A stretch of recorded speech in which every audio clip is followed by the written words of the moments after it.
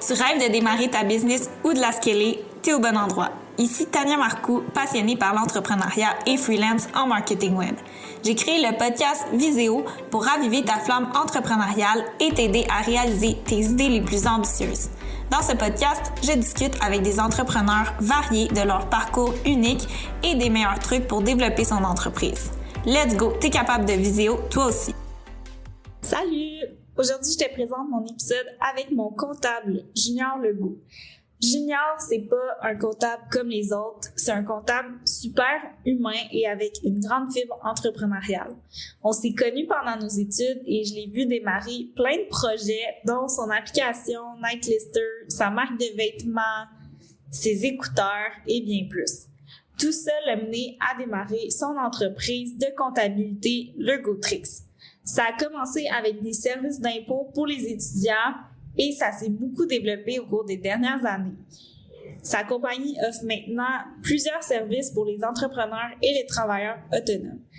Dans l'épisode, on va parler de son parcours, de ses meilleures ressources et de ses meilleurs trucs en comptabilité. Je t'invite vraiment à rester jusqu'à la fin et à prendre des notes parce qu'il y a une mine d'informations. Sur ce, bonne écoute! Donc, bonjour Junior, comment vas-tu aujourd'hui? Salut Tania, je vais très bien et toi? Ça va bien, merci. Je suis super contente de te recevoir sur le podcast Viséo aujourd'hui. Merci d'avoir accepté mon invitation. Ça fait plaisir.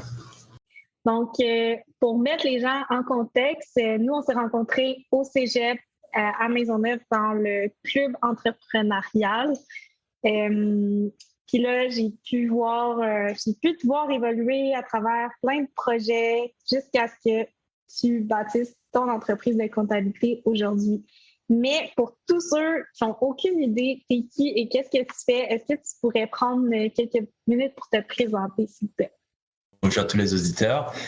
Je suis Junior Legault, évidemment. Je suis spécialiste en fiscalité et je suis à mon propre compte présentement. C'est tout récent. Je ne sais pas si je devrais parler un peu de mon parcours, mais je suis en formation. Présentement, je suis finissant la maîtrise en fiscalité au HEC. Alors, je baigne dans le domaine de la qualité depuis plus de 10 ans maintenant, puisque effectivement, quand j'ai rencontré Tania, je faisais ma technique en comptabilité au Cégep de Maisonneuve. Alors, depuis ce temps-là, je n'ai pas lâché le morceau. OK, super. Merci pour ton parcours. On va y revenir, bien sûr. Mais ma première question, ce serait plus de remonter dans le temps. Donc, toi, très jeune, c'est quoi tes rêves? Qu'est-ce que tu avais envie de faire? Est-ce que tu rêvais à la comptabilité? C'est une très bonne question parce que je peux te dire que je pense pas que je rêvais de la comptabilité. Pour être honnête avec toi, je rêvais plus vraiment de l'aviation. En fait, mon secret, peut-être jusqu'à mes 18 ans, je voulais devenir pilote de ligne. J'ai toujours été passionné par la mécanique derrière, la science derrière les avions. Et pour moi, la meilleure façon de me rapprocher un petit peu de ça, c'était de devenir un pilote, de voyager, découvrir le monde. Mais si j'étais vraiment plus impressionné, je pense que c'était pas vraiment découvrir le monde, mais c'était plus vraiment comment l'avion vole qui m'a toujours obsédé.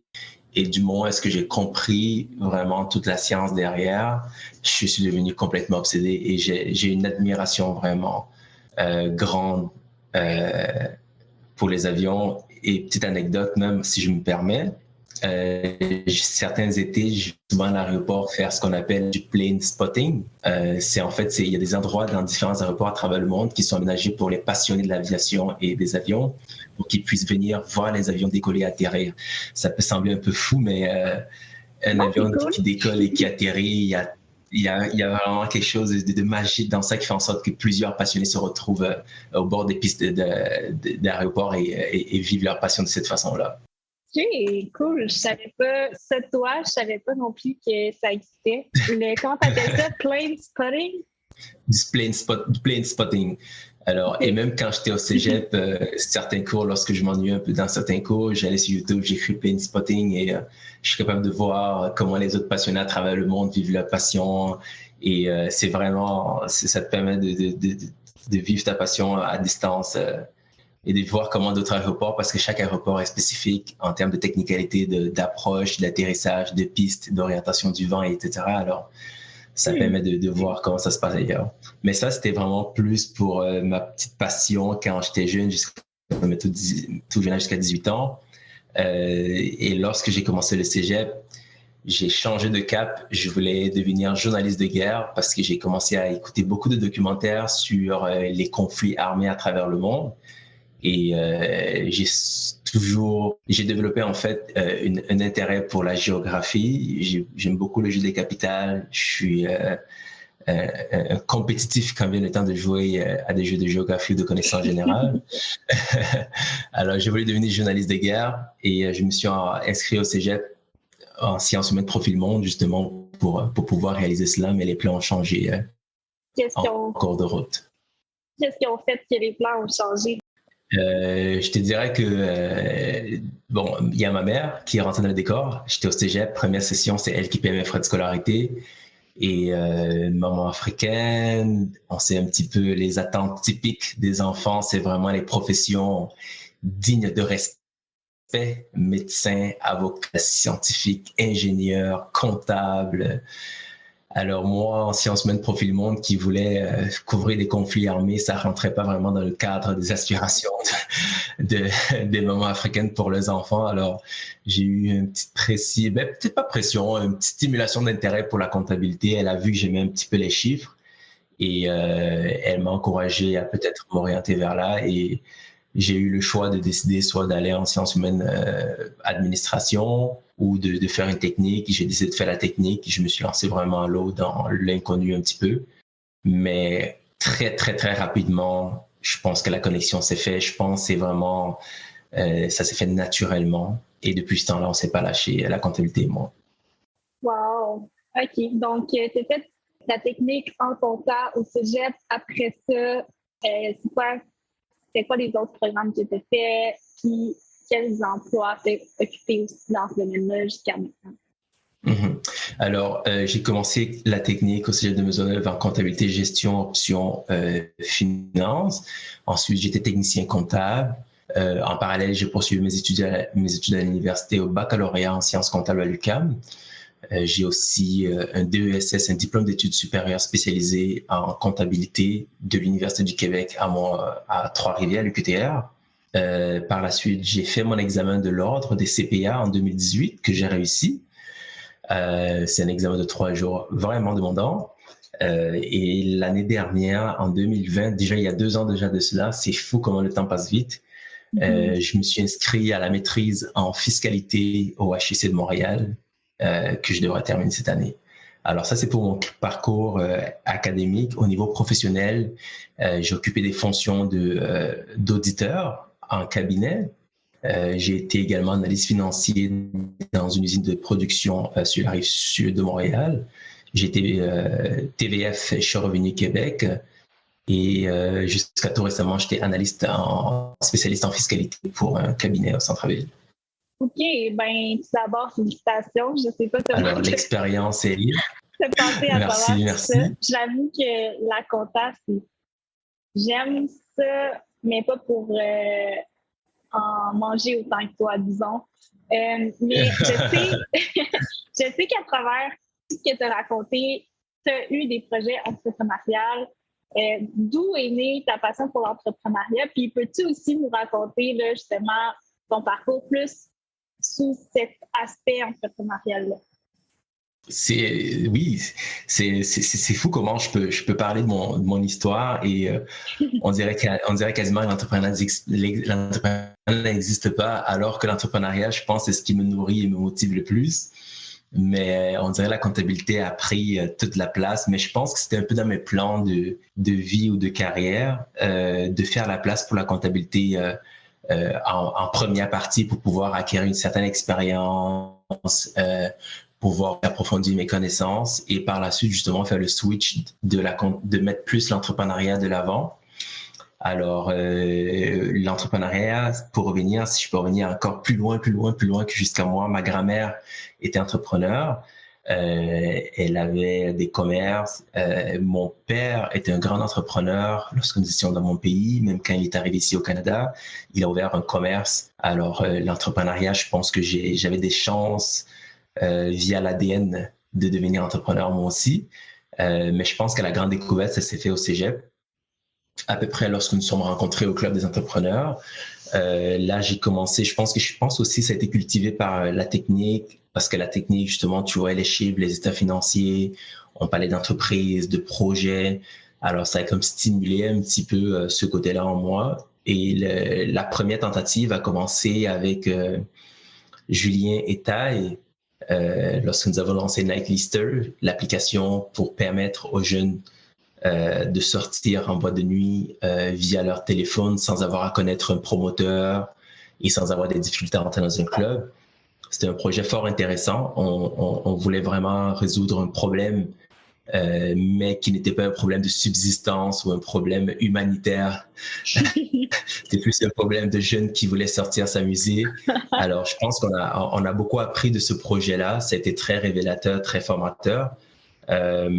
Mais ça a été vraiment la bougie d'allumage. Ça a enlevé par la suite YAVZ, la compagnie de vêtements que j'ai développée durant le baccalauréat en sciences comptables. Projet super intéressant encore une fois. Je pense que ça a amené à développer tout ce qui est de l'aspect de chaîne d'approvisionnement, fabriquer des vêtements en Asie, faire venir les différents matériaux de peu partout à travers le monde, faire l'assemblage final à Montréal et la distribuer à travers le monde. C'était un beau challenge. Ça a vraiment fait ressortir en moi qu'au-delà de la comptabilité, je pense que j'avais des habiletés dans d'autres domaines et que c'était pas que la comptabilité ma force.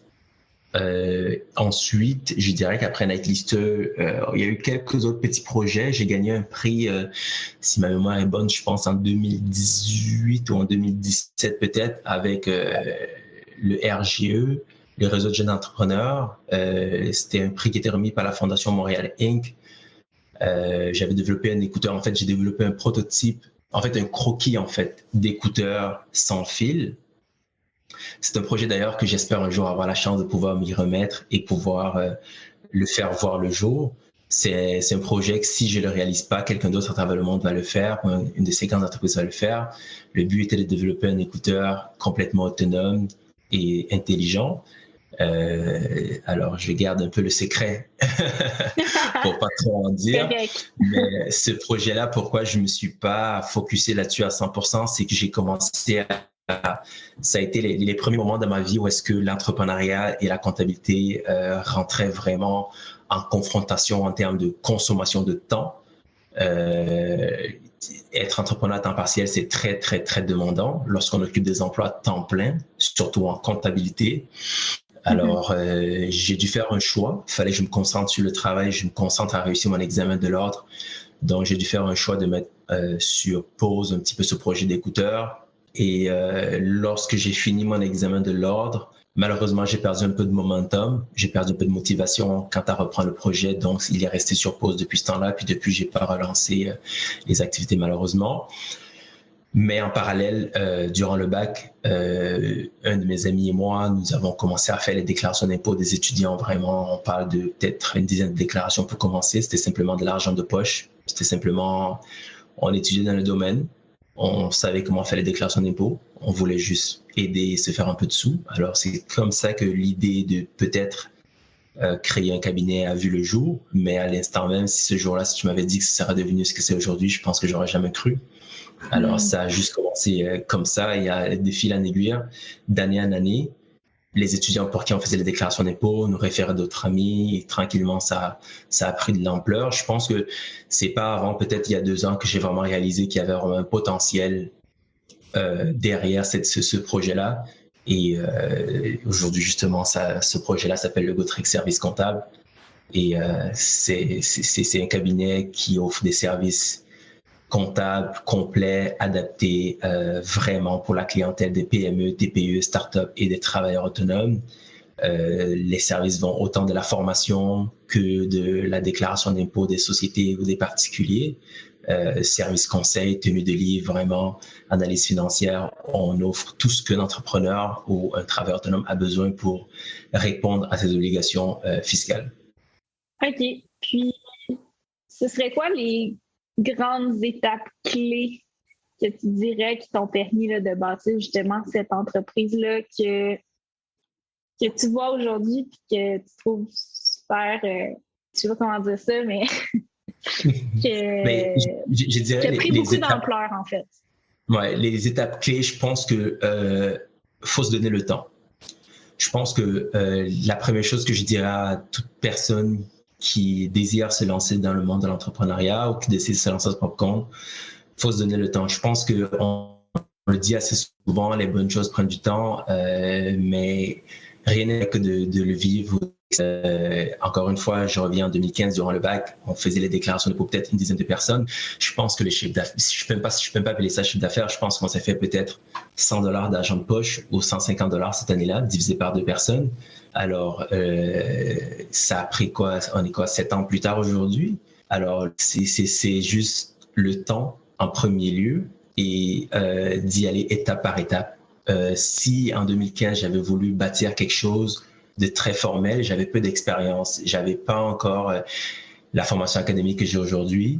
Alors, j'ai accepté à travers le temps que je devais prioriser plus gagner l'expérience professionnelle et continuer à me former académiquement, tout en préservant un petit peu le petit projet qui était encore embryonnaire à cette époque-là. Alors, c'est comme ça que d'année en année, malgré l'école à temps partiel, le travail à temps plein, il y avait encore quand même le Gotrix qui à l'époque s'appelait Student Tax Return. C'était vraiment axé que pour les étudiants. Alors, c'est en fait, l'élément central, c'était vraiment de donner le temps, mais entre-temps, il fallait nourrir aussi l'ambition entrepreneuriale. Je pense que c'est ce qui nous a vraiment aidé ou qui m'a aidé personnellement dans mon développement. Et comment je réussissais en fait à nourrir cette ambition, c'est à travers les livres. Je pense que les livres ont joué une place prépondérante dans mon développement. C'est dans les livres que j'ai appris vraiment que l'entrepreneuriat, c'était ce que je voulais faire de ma vie. C'est dans les livres que j'ai appris que la résilience, il y a des choses qu'on vit dans la vie qui développent la résilience, mais lorsqu'on n'a pas vécu, on n'a pas encore vraiment ancré ça en nous, mais à travers les livres, on peut déjà au moins développer ces aptitudes-là. Alors, les livres m'ont tout appris. La discipline, l'éthique de travail, se fixer des objectifs, s'écouter, se développer, rester concentré. Alors, c'est à travers les livres que j'ai vraiment tout appris ça.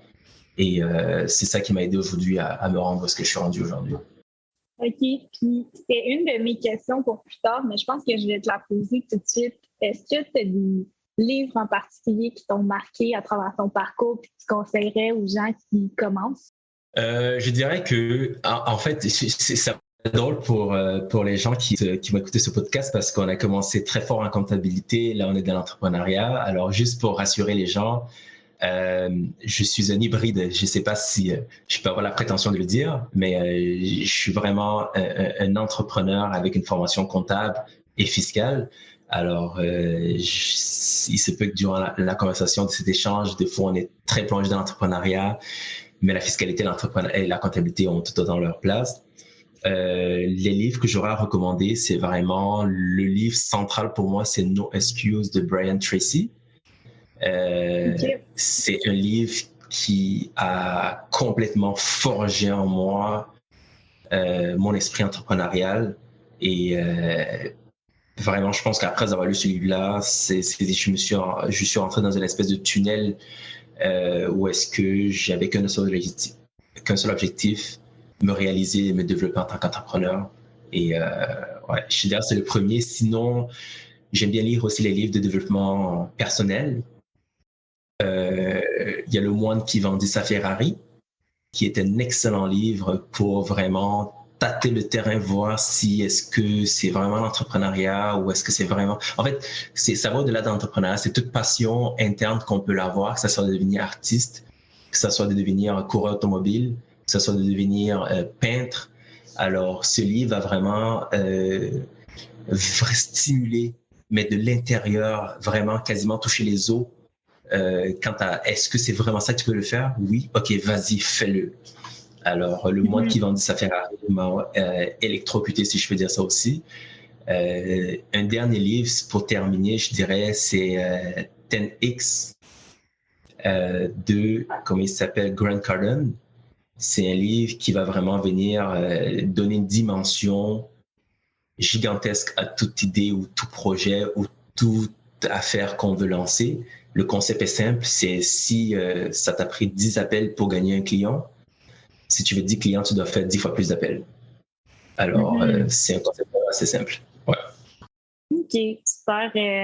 J'ai pas encore lu No Excuses puis 10X, mais j'en ai entendu parler.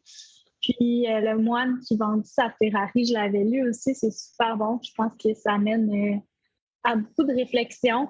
Est-ce qu'il y a d'autres choses, d'autres ressources qui t'ont aidé pendant ton parcours, que ce soit des rencontres, des mentors, des programmes, ou est-ce que tu penses à d'autres choses?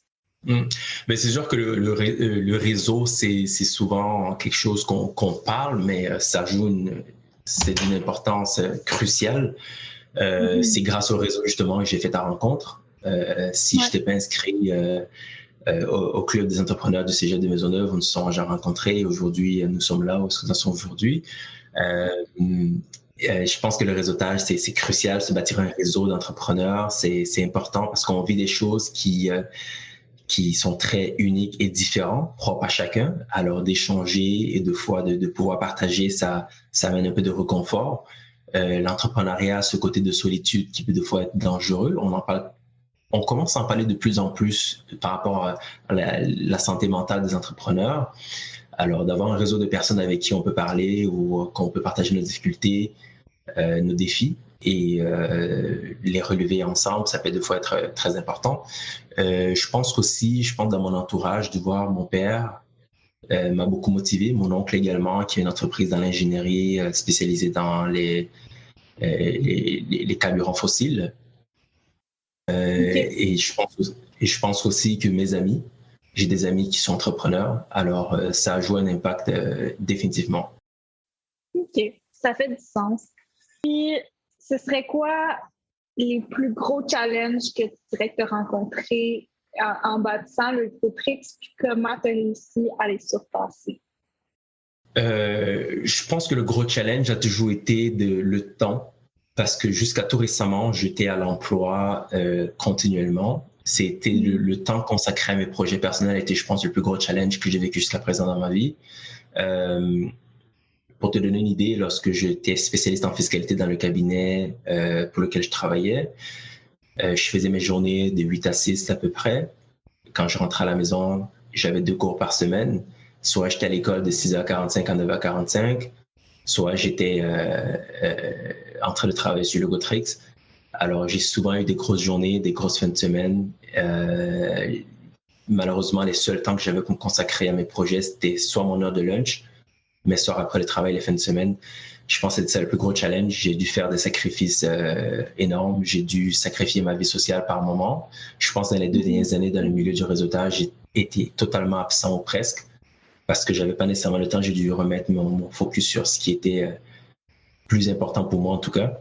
Et je dirais c'est ça. Mais sinon, pour l'instant, actuellement, c'est de réussir à trouver un équilibre parfait dans la croissance que je veux pour le GoTrix et également aussi de trouver un équilibre entre le GoTrix et mes autres projets que j'aimerais entreprendre parce que je pense que le GoTrix a été pour moi l'option facile pour devenir entrepreneur puisque j'étais déjà étudiant en comptabilité, j'ai étudié en fiscalité, créer son propre cabinet, c'est trop facile. Alors, je pense qu'en tant qu'entrepreneur, pour me définir vraiment comme, en tout cas, selon moi, pour me définir vraiment d'avoir cet esprit entrepreneurial, c'est de créer autre chose qui ne serait pas de ce domaine-là, de la comptabilité, de la fiscalité, pour vraiment faire parler mon esprit entrepreneurial.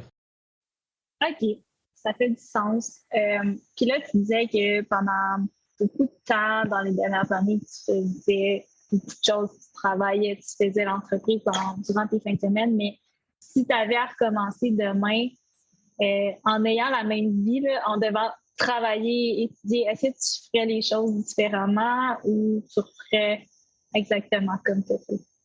Pour être tout à fait honnête avec toi, je pense que je ne ferais pas les choses différemment parce que il fallait que je passe par là. Je pense que dans la vie, il y a certaines épreuves par lesquelles il faut qu'on passe pour soit apprécier ce qui vient par la suite, ou soit pour mieux nous positionner pour ce qui vient par la suite aussi également.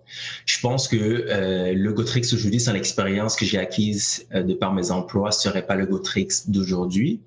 Alors, ce que je veux dire par là, c'est que un comptable sans expérience, c'est différent d'un comptable avec expérience. Alors, il y a quelque chose qui manque dans l'expérience. Je suis un comptable qui n'a pas d'expérience. Alors, je pense aussi également que j'aurais pu faire le choix de soit me concentrer uniquement sur le travail et ne pas avoir de projet on the side. Mais je pense pas que j'aurais été heureux parce que le Gotrix m'a donné espoir d'une vie un peu comme je le voyais un jour. Je savais qu'un jour, j'allais être à mon compte. Je savais qu'un jour, j'allais pouvoir me concentrer sur le Gotrix. Alors, de l'avoir de côté durant toutes ces années-là me faisait vivre un peu dans un espoir. Alors, non. Je pense que c'est mon parcours, c'était ainsi.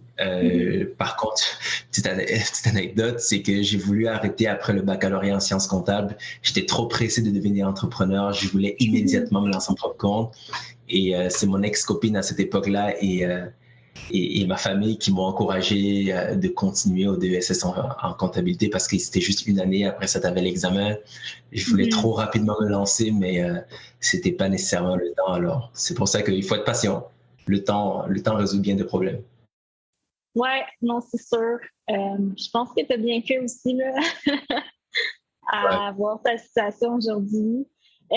Puis comment tu vois la suite de Logotrix? C'est quoi comme ton idéal? C'est quoi ta vision de ce projet-là? C'est sûr que Logotrix, pour l'instant, ça reste mon petit bébé. C'est ce qui me permet de faire vivre ma passion pour l'entrepreneuriat jusqu'à présent. Mais c'est sûr qu'à terme, j'aimerais pouvoir bâtir une équipe pour pouvoir me détacher un petit peu des opérations éventuellement, pour pouvoir justement me concentrer peut-être plus sur vraiment le développement du business et l'acquisition de clients et pouvoir développer d'autres projets aussi. Je pense que actuellement nous avons une équipe, une équipe c'est trop dire, il y a quelques personnes qui m'aident à temps partiel lorsque je suis très occupé, et éventuellement d'avoir une équipe à temps plein de peut-être 2-3 personnes super compétentes pour s'occuper justement des mandats des clients. Ça peut être quelque chose de vraiment intéressant. Alors, c'est vraiment à voir. Mais je pense que le Gotrix, éventuellement, serait peut-être le cabinet qui va gérer les autres projets que je vais entreprendre. Alors, je sais au moins qu'au niveau comptabilité, il y a un cabinet qui prendra soin, ça c'est certain. C'est sûr que c'est super pratique, autant d'avoir les connaissances que d'avoir l'équipe, la structure en place et tout ça. Exact. Donc maintenant, je serais portée à vraiment aller plus du côté comptabilité parce que je sais qu'il y a des gens qui nous écoutent, que pour eux, la comptabilité, c'est pas leur tasse de thé, si je peux dire, c'est pas quelque chose qu'ils aiment faire, puis qui ont plein de questions à ce niveau-là. Fait que je pense qu'une des premières questions que les gens se posent, c'est vraiment, je dirais, par où commencer? On peut peut-être prendre 2 scénarios parce que je sais qu'il y a beaucoup de distinctions. Donc, mettons qu'on prend le premier scénario, on prend quelqu'un qui veut se lancer comme travailleur autonome, un peu comme toi et moi l'on fait au début. Ce serait quoi tes meilleurs conseils pour ces gens-là? Pour se lancer comme travailleur autonome, le meilleur conseil que je pourrais dire, c'est, premièrement, il faut que la personne soit consciente que le statut de travailleur autonome et le statut d'employé, c'est des choses complètement différentes. Lorsqu'on se lance comme travailleur autonome, il y a des obligations fiscales auxquelles on fait face. L'employé, l'avantage de l'employé, c'est que l'employeur s'occupe de tout. On vient simplement au travail faire son 9 à 5, on rentre à la maison, on a une T4 qui nous attend à la fin de l'année. Le travailleur autonome doit, s'il fait les choses en bonne et due forme, doit s'enregistrer au REC en tant que propriétaire unique, qui est une forme juridique d'entreprise. Juste pour préciser, le REC, c'est quoi? Le REC, en fait, c'est le registraire des entreprises du Québec. Pour un travailleur autonome, de s'y inscrire va vraiment gagner en crédibilité au niveau des personnes avec qui il travaille, parce que si une personne t'engage pour un mandat et que la personne veut vraiment s'assurer que tu es, si je peux me permettre l'expression, legit du point de vue des autorités fiscales, il va aller au REC remplir les informations de soit ton nom ou du nom de la compagnie par laquelle tu travailles et vérifier justement est-ce que il est enregistré, son adresse, est-ce que tout est correct, parfait. Alors, ça donne une certaine assurance en fait au travailleur autonome de s'enregistrer au REC. Au-delà de ça aussi, ça permet aussi de pouvoir s'enregistrer aux taxes. Bon, c'est sûr qu'on peut s'enregistrer aux taxes sans être au REC aussi, mais généralement, c'est une bonne chose d'être enregistré aux taxes de vente. Parlant des taxes de vente, pour le travailleur autonome, il y a une règle qui est très importante que bien souvent certains oublient lorsqu'ils se lancent. C'est la règle du travail autonome, c'est en fait des taxes de vente, pardon. C'est qu'on peut s'enregistrer aux taxes de vente au moment où est-ce qu'on commence les activités de travailleur autonome si on le désire.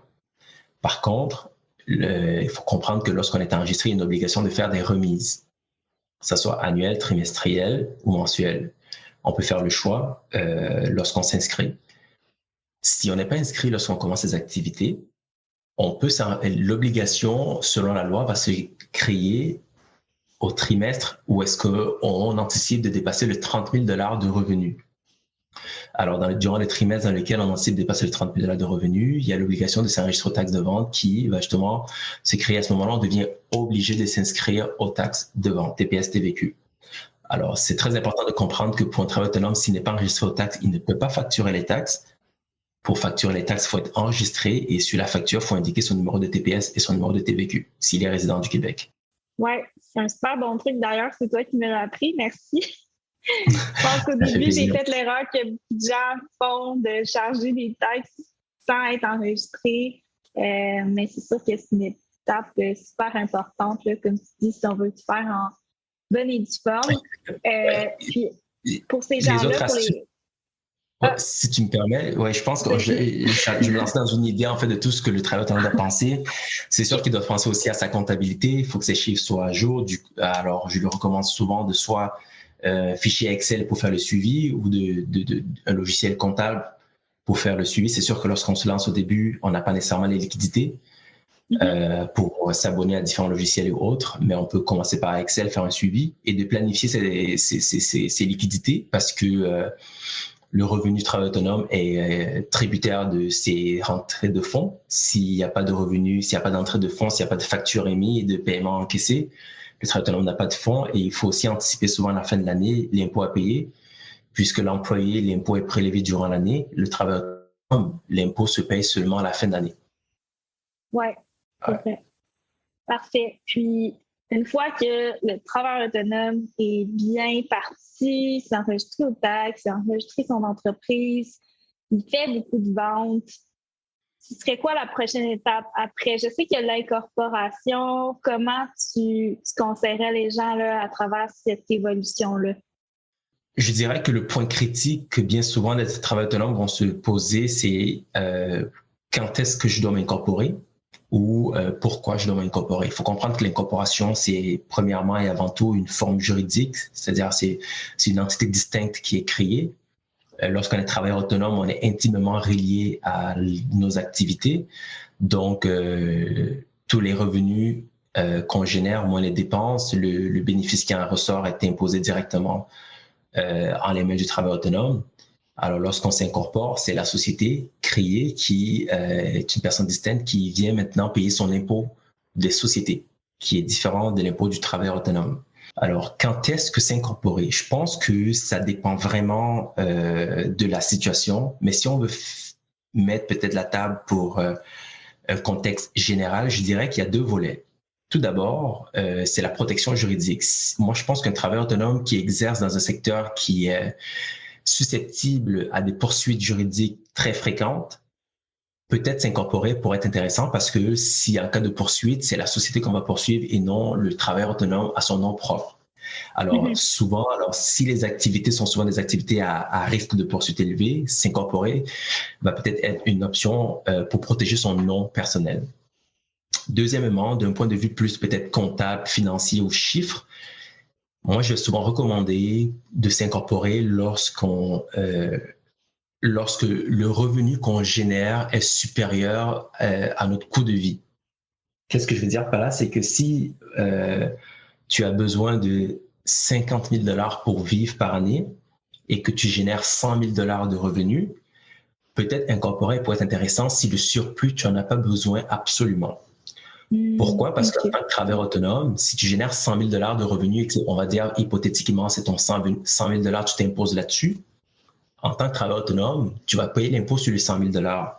Alors que si tu t'incorpores, tu peux te verser un salaire de 50 000 $ sur lequel toi, tu vas t'imposer Et la société, elle va payer un impôt sur, effectivement, le revenu généré moins les dépenses, et le taux d'impôt de société va être un petit peu plus avantageux à ce moment-là. Alors, ça permet de laisser le surplus dans la société et nous de s'imposer seulement sur ce qu'on a besoin pour vivre.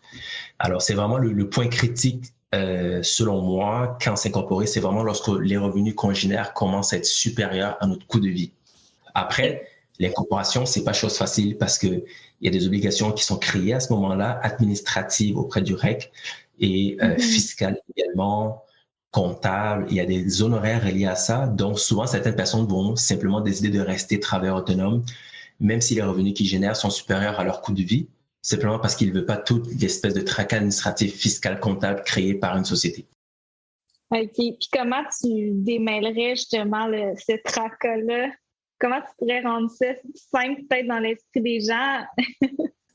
C'est là que rentre en compte de faire appel à un professionnel de la comptabilité et de la fiscalité, parce que lui pourra, si on ne veut pas s'occuper de ces responsabilités administratives-là, il pourra s'occuper, par exemple, de tout l'aspect de faire le bookkeeping, la tenue des livres, garder les livres à jour, faire les états financiers, faire la déclaration d'impôt de société, faire les remises de taxes de vente, faire les remises de déduction à la source si tu décides de te verser un salaire, faire les T4 à la fin de l'année. Alors, il va vraiment t'accompagner vraiment dans remplir toutes tes obligations fiscales, non seulement au niveau de la société, mais au niveau du particulier aussi également. Après, il y a des particuliers qui sont très autonomes, qui sont très éveillés en termes de gestion financière. Eux, de leur côté, ce qu'ils peuvent faire, c'est faire le bookkeeping. Ils peuvent s'occuper eux-mêmes, en fait, se discipliner à faire eux-mêmes le bookkeeping, c'est-à-dire la tenue des livres de leurs activités. Le comptable viendra juste à la fin d'année à ce moment-là aider plus pour la déclaration d'impôt et les états financiers. Le travailleur autonome ou le travailleur autonome maintenant propriétaire de l'entreprise peut aussi faire les remises de taxes par lui-même, les remises de déduction à la source par lui-même, s'il se sent habile à utiliser le portail de Revenu Québec ou de Revenu Canada. Alors, ça dépend vraiment d'à quel point le travailleur autonome se sent à l'aise de baigner dans ce monde d'obligations fiscales qui va déterminer comment il peut s'en sortir dans ce tracas-là. OK. Ben non, je comprends, c'est quand même complexe, mais de ce que je comprends, ça vaut quand même la peine de s'enregistrer une fois qu'on fait quand même un montant relativement plus grand que ce qu'on a besoin pour vivre, parce que après ça, on va juste pouvoir engager quelqu'un puis donner une petite partie de cet extra-là à la personne qui gère les obligations, puis que nous, à la fin de l'année, on puisse payer moins de taxes que si on était travailleur autonome. Effectivement. Mais c'est sûr que, dit ainsi, c'est vraiment vulgarisé et simplifié, mais c'est peut-être un peu plus technique parce qu'il ne faut pas oublier qu'il y a quand même le principe d'intégration, sans rentrer dans les détails. De s'incorporer, ça permet simplement de laisser plus le surplus de liquidité dans la société, mais la société paye un impôt aussi également de son côté. C'est sûr dans les mains du particulier, définitivement, qu'il va payer moins d'impôts. Il est évident que si toi, par exemple, tu devais t'imposer 50 000 $ au lieu de t'imposer 100 000 $, tu payes beaucoup moins d'impôts en tant que particulier. L'impôt corporatif est un peu plus avantageux que l'impôt du particulier. Par contre, les autorités fiscales savent très bien que la corporation, les liquidités qui restent à la corporation doivent être un jour remis entre les mains du contribuable. Et lorsque c'est remis entre les mains du contribuable, il paye un impôt également. Alors souvent, pour vraiment voir s'il y a une économie d'impôt qui est générée, il faut comparer l'impôt si le revenu avait été gagné 100% dans les mains du contribuable et l'impôt payé par la compagnie plus l'impôt payé par la portion du revenu qui est remis au contribuable. OK, je comprends. C'est bon, c'est une bonne distinction. J'espère qu'on donne pas mal à la tête aux gens avec ces trucs comptables. S'il y avait une chose là, que les gens doivent retenir de mettons, ton meilleur truc que tu aurais donné, ce serait quoi? Je pense que pour les travailleurs autonomes, de mon humble avis, d'un esprit entrepreneurial, d'une formation comptable, je pense que souvent les gens hésitent beaucoup à consulter un professionnel lorsqu'ils commencent dans le domaine des affaires. Je pense que c'est la meilleure chose à faire. Un professionnel de la comptabilité ou de la fiscalité, c'est la meilleure chose que vous pouvez faire lorsque vous lancez. Pourquoi? Parce qu'il va permettre de vous outiller et de vous faire connaître comment le système fonctionne pour que vous puissiez aller chercher le maximum du système. une chose que les travailleurs autonomes négligent souvent, c'est les dépenses auxquelles ils ont droit de déduire. Je pense que mon meilleur truc que je pourrais donner actuellement, c'est à tous les travailleurs autonomes qui nous écoutent, et si vous êtes déjà au courant des dépenses auxquelles vous avez le droit, c'est super. Mais pour ceux qui se doutent peut-être qu'ils ne savent pas, contactez votre comptable le plus rapidement et ayez une discussion avec lui pour faire une espèce de brainstorm de toutes les dépenses qui pourraient être applicables à votre situation. De cette façon, vous allez être capable de réduire au maximum le revenu sur lequel vous allez payer l'impôt à la fin de l'année. Oui, je pense que c'est un super bon truc, super concret. Parfait. Est-ce que tu avais d'autres choses à partager à ce niveau-là ou c'est pas mal, ça fait le tour, juste être sûr que je manque pas de questions? Et qu'est-ce que je pourrais dire d'autre aussi si aujourd'hui on voulait vraiment faire un focus sur les travailleurs autonomes freelance, pour ceux qui sont canadiens ou assujettis à l'impôt au Canada, bon, je vous dirais, soyez très assidus quant au suivi de vos dépenses, mettre de côté. On vous suggère de mettre à peu près 30% de vos revenus de côté pour l'impôt à la fin de l'année. Parce qu'en tant que travailleur autonome, vous payez les cotisations, parce qu'au-delà de l'impôt, il y a les cotisations salariales qu'il faut payer également. Le travailleur autonome paye la portion employé et employeur pour certaines de ces cotisations-là, des retenues à la source. Alors, mettre 30% des revenus que vous générez de côté, soyez à cheval sur vos dépenses. Et n'hésitez pas à utiliser le véhicule du REER pour réduire votre revenu imposable. Contribuer à votre REER, ça vous permet d'économiser sur l'impôt à la fin de l'année. Ce que je pourrais dire aussi également, contribuer à votre REER vous permet de soit vous pouvez faire un retrait, soit pour acquérir une résidence éventuellement via le régime du RAP, ou soit pouvoir financer un retour aux études si jamais ça vous tente de revenir au Canada vous établir et de poursuivre des études. Alors, sans oublier de consulter un professionnel pour vous accompagner justement dans ces démarches-là. Super, merci pour tes bons trucs. Pour finir sur une note plus douce, j'ai juste envie de te poser des petites questions plus le fun. Ce serait quoi ton meilleur conseil en termes de productivité? Je pense que c'est faire peut-être, je pense, bon, déjà moi, présentement, un de mes objectifs cette année, c'est de vraiment améliorer ma productivité. Alors, si je peux donner un conseil, je pense que le conseil, ça va être peut-être une des mandats ou des tâches que je me suis donné cette année, c'est vraiment de mieux organiser mon temps en ce qui est planifié et a plus de chances d'être fait.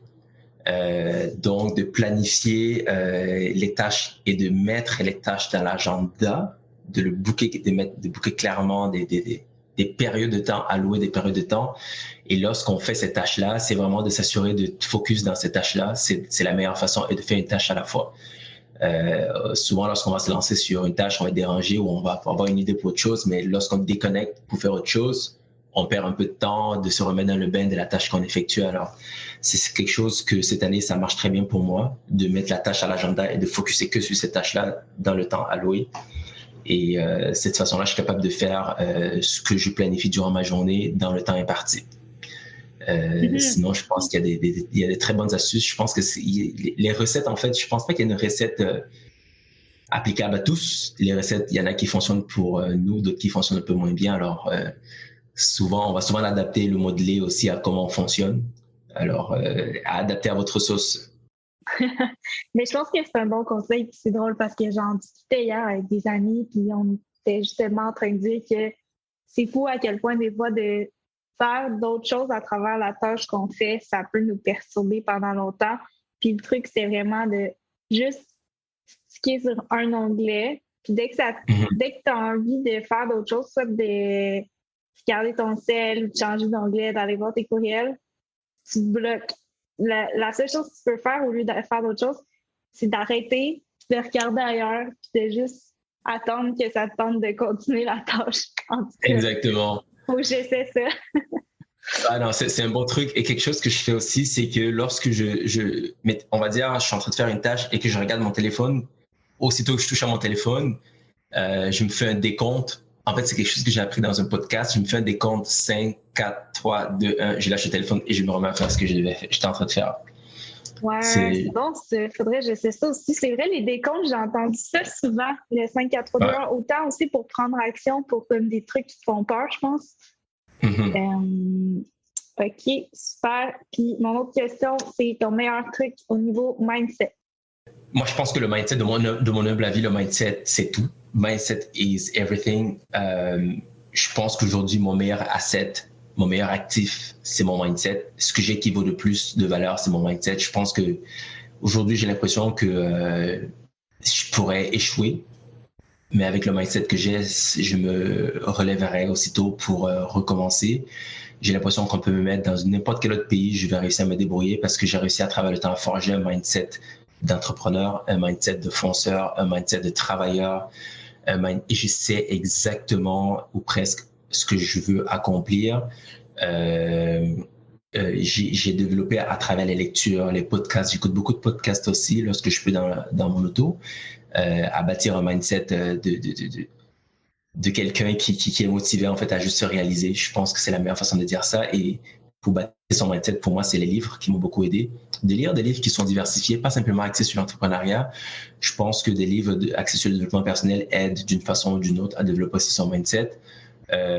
S'entourer aussi, je pense que ça aide beaucoup à développer son mindset. Quand on est tous dans le même état d'esprit, ça nous encourage, ça nous donne un petit boost. Et je pense que l'analogie que je fais souvent lorsque je parle de mindset, c'est de me dire, là, on prend par exemple une plante. Une plante, pour qu'elle grandisse de façon saine, ça lui prend deux choses. L'eau et la lumière, pour que la photosynthèse puisse opérer. Alors, il faut se mettre dans un état d'esprit propice justement à se développer. Pour ça, ça prend ce qui va nourrir le mindset. Alors, il faut s'alimenter, que ce soit par de la lecture, les livres ou notre entourage. Il faut se nourrir de choses qui vont vraiment venir forger de notre mindset. Alors, chacun ses trucs, mais je pense que la lecture, définitivement, c'est un must. Ouais, ben c'est sûr que moi aussi, là, c'est vraiment une grosse partie de ma vie, je l'avoue. J'ai une dernière question flash pour toi, parce que je sais que tu es le pro des relations, que ton entreprise de comptable est beaucoup basée sur bâtir des relations humaines avec les gens. Et ce serait quoi ton meilleur conseil à ce niveau-là?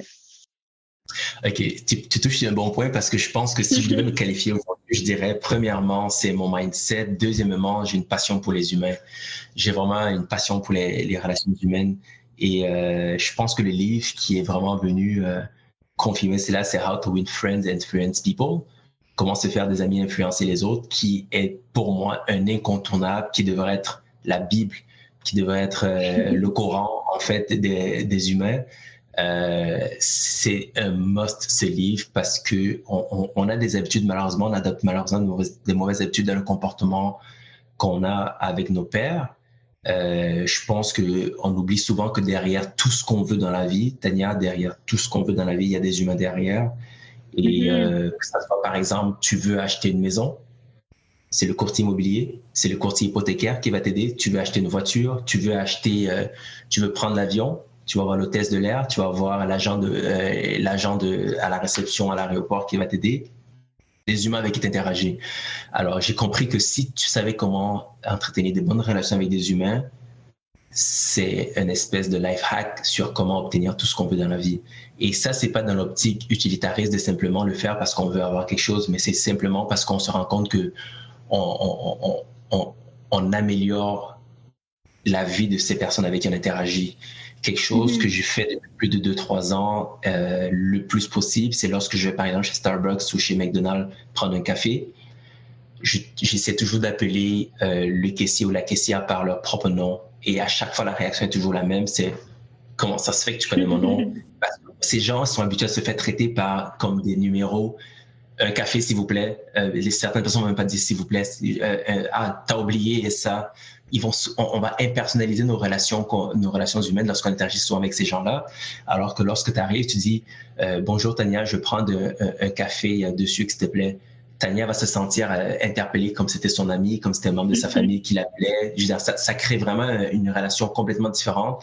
Et souvent, ce que j'ai réalisé, c'est que ces personnes-là vont être beaucoup plus enclins à nous offrir un service qui va au-delà de ce qu'ils offrent à la plupart des gens.